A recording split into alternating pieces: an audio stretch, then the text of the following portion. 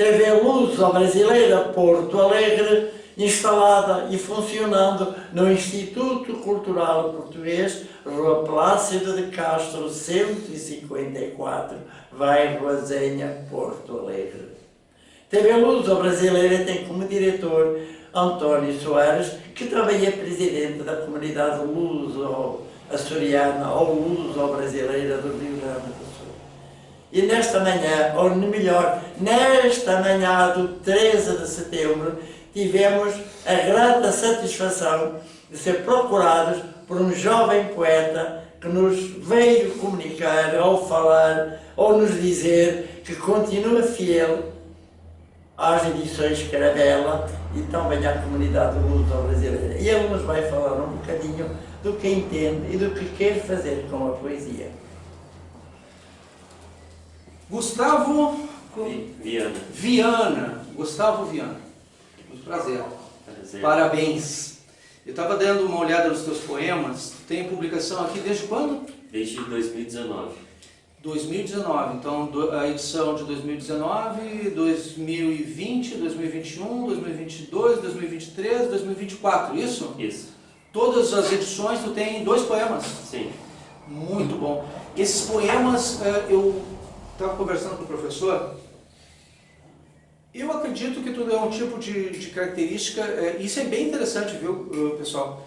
O Gustavo é o tipo de jovem com alma antiga. Sabe o que é isso, Gustavo?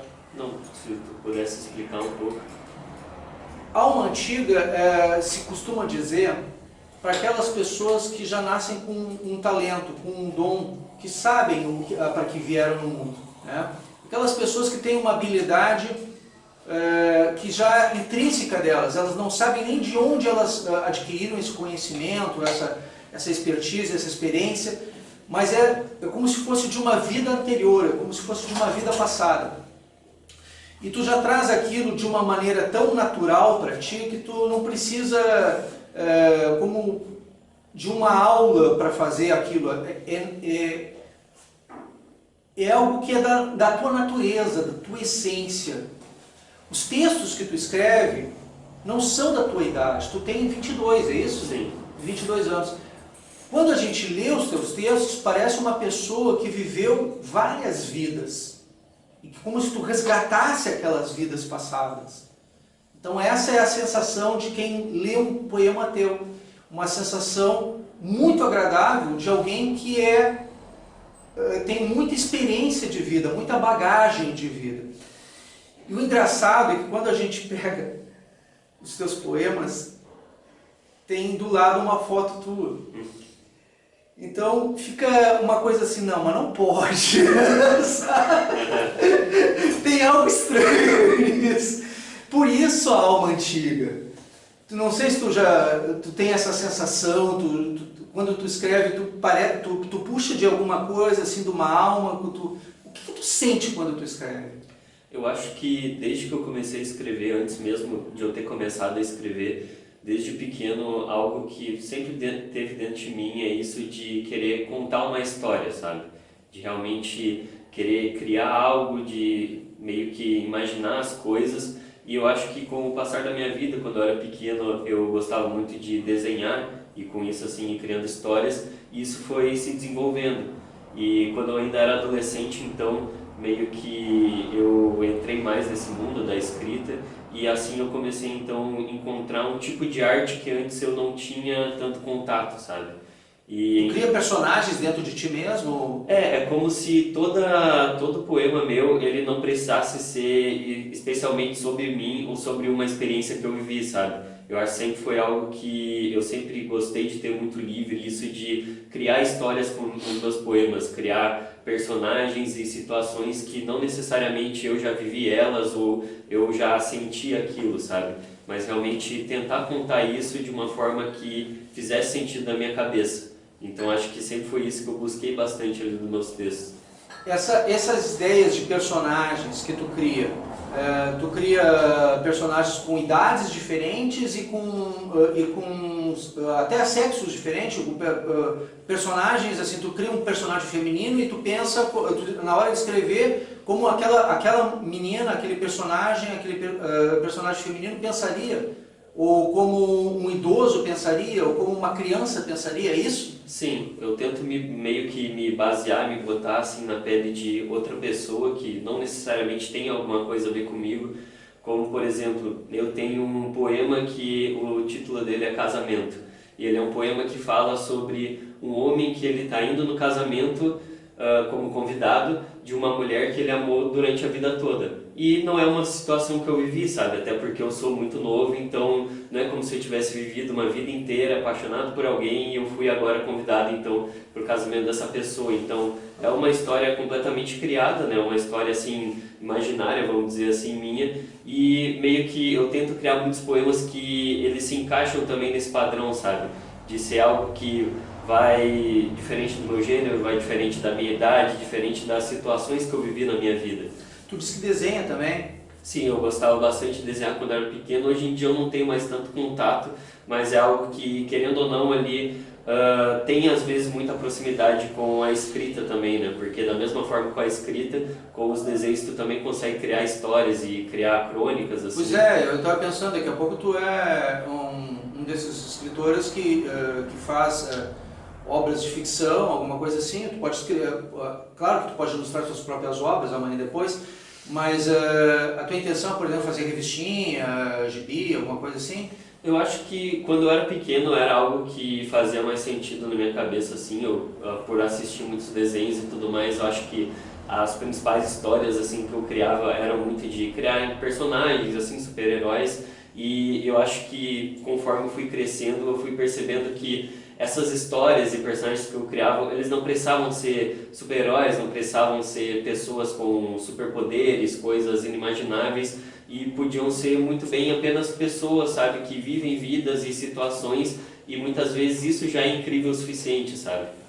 Sim, a vida às vezes imita a arte, às vezes a arte imita a vida, né? Sim. A gente, às vezes a vida bate na gente de uma velocidade tamanha que nem a arte é capaz de acompanhar. Sim. Né? E realmente tu conseguiu perceber essa evolução nesse sentido da sociedade e está transmitindo isso através dos teus textos, através das tuas poesias, dos teus poemas. É isso? Isso. Eu tento sempre ali através dos meus poemas meio que demonstrar assim como eu vejo o mundo, como eu enxergo as coisas, porque eu tento enxergar as coisas assim no geral, sejam sentimentos, sejam coisas realmente mais físicas, situações assim, e eu tento descrever elas da maneira com que eu enxergo, sabe? Tentar meio que compartilhar a minha visão das coisas com o resto do mundo. Isso é muito interessante, muito bom. O senhor tem mais alguma pergunta, professor? Tenho de acrescentar o seguinte: você já ouviu falar em psicanálise? Sim.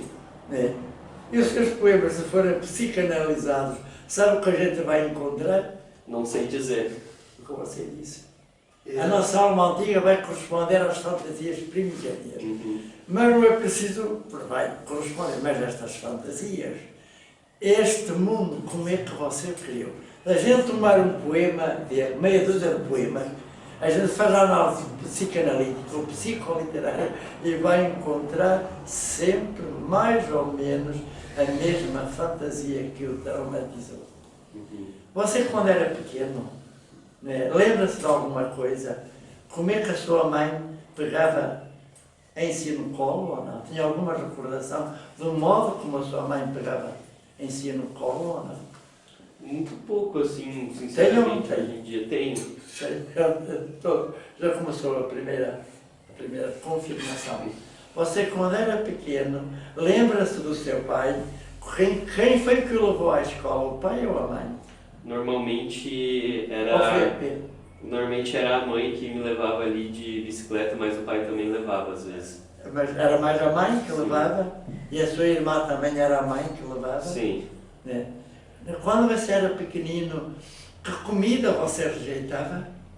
Eu não gostava muito de feijão e arroz quando era pequeno.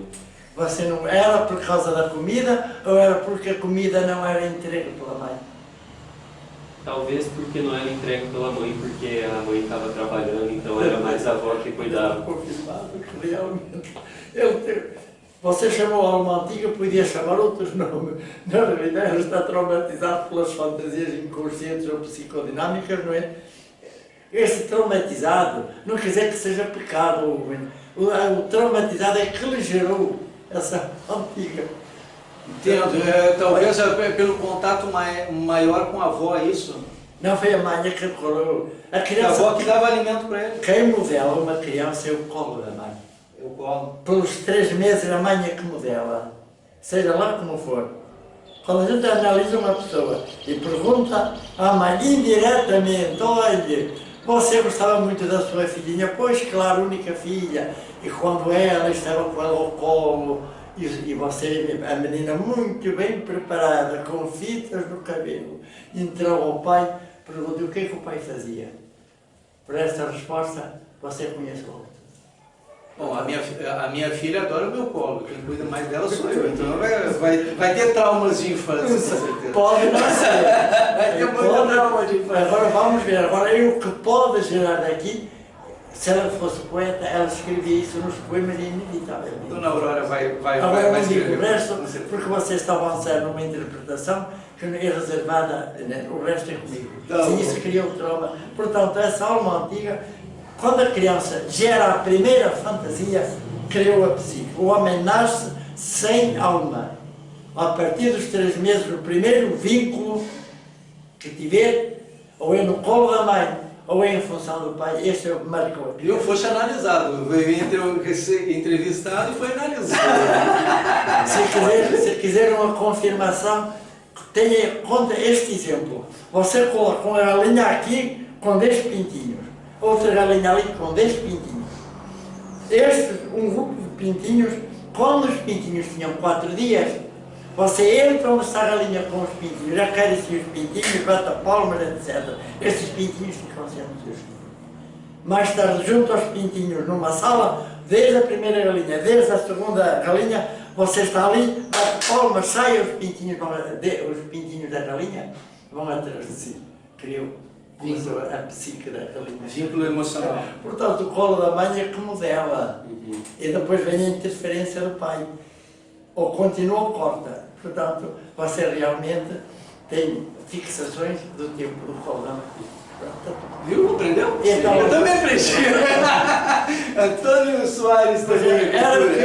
Quando eu verifiquei nos poemas, o nível mental não corresponde a Ele tem ela. 92 anos, alguma coisa tem que passar Sim, para lá. mas Tem que aprender com ele. Não é toda hora que a gente tem uma pessoa de 92 anos. Eu acho que foi no ano fim do 23 que confirmei as coisas dele mesmo. Pela ideia que ele, a ideia, o arrojo da ideia, do plano, uma fantasia, evidentemente que nós chamamos fantasia, ou que você chama, não sei o que é. Alma antiga. Alma antiga, porque nós chamamos fantasias. Fantasias inconscientes ou psicodinâmicas. São as duas versões, claro, uma mais esotérica e outra mais técnica. A psicanálise usa o termo mais correspondente. Sim. A fantasia não é fantasia imaginar, não é imaginação. A fantasia é a experiência, a experiência forte que é fantasia. Mas isso acaba criando os nossos artistas, então essas experiências acabam sendo benéficas. É preciso que sejam corretas. Se houver desequilibrado o colo da mãe, pode gerar uma primeira experiência com o pai patológico. Mas também pode gerar uma experiência criativa, que foi o seu caso. Então, foi É só ver a positivo. fantasia. Que bom. Menos mal, né? Sim. Continue. Isso aí. Se você quiser aprender isto, quando tiver uns 25 anos, faça uma psicanálise. Certamente a psicanálise, se for da linha psicodinâmica, vai lhe dizer tudo isto. Se for, eu pego num poema, né, meia dúzia de poemas pequenos, quero ler poemas, né, a gente interpreta logo. Então, Gustavo, eu te agradeço mesmo a oportunidade, né, professor? A gente agradece a oportunidade de tê-lo conosco, né? Para a gente poder, então, dar continuidade aos nossos projetos aqui na casa. E agradeço-nos a ele ter lembrado, falado da alma antiga. Essa alma antiga é do antepassado, que alma antiga? Você que tem que nos dizer qual é essa alma antiga e vai dizer nos poemas que escreveu, ele vai confirmar. Com certeza. Tá bom? Muito obrigado por toda a oportunidade, todo o companheirismo que vocês tiveram comigo aqui. Fiquei muito feliz de participar. E da minha parte, olha, muito obrigado pela sua presença e vamos continuar, que espero receber os poemas de vez em quando, que envie os poemas para as publicações do Instituto Cultural Português e não para outras coletâneas, que a sua irmã publique o primeiro poema num livro, numa edição da comunidade luso-brasileira, porque você é membro da comunidade luso-brasileira e mais, como você escreve, você é membro honorário da comunidade luso-brasileira do Rio Grande do Sul. Parabéns! Muito obrigado. Até a próxima.